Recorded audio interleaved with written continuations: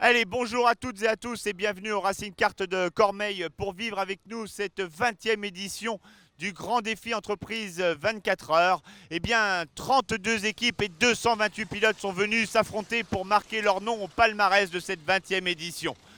On va retrouver bien sûr les équipes habituées emmenées du groupe Bouygues par notre ami Pascal, le créateur de cette course. Et nous allons commencer donc cette course. Dans un sens, il y aura une neutralisation vers 22h30 et ensuite un changement de sens où la course et les cartes seront redistribuées tout au long de cette course.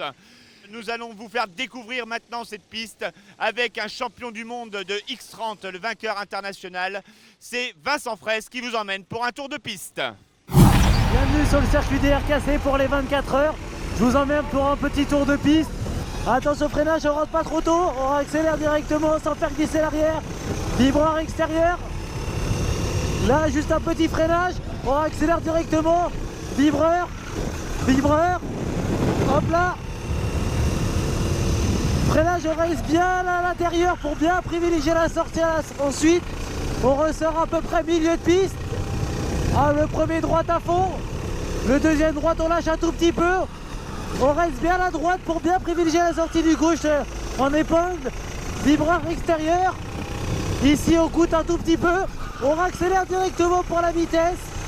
Voici la ligne droite du fond du circuit. Le gauche passe à fond tranquillement.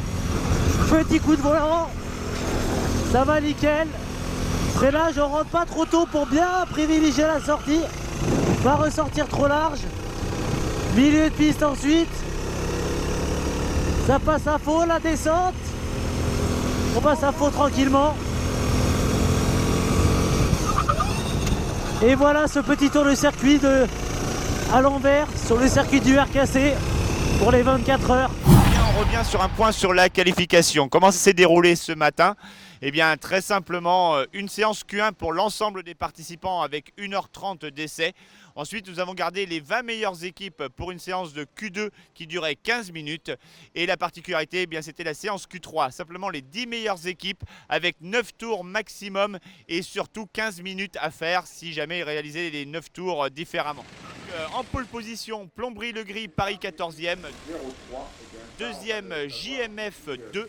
ASCAP en 3e position, 4e UTC AS, 5e position pour Chapman. Voici les 5 premiers de cette qualif Q3.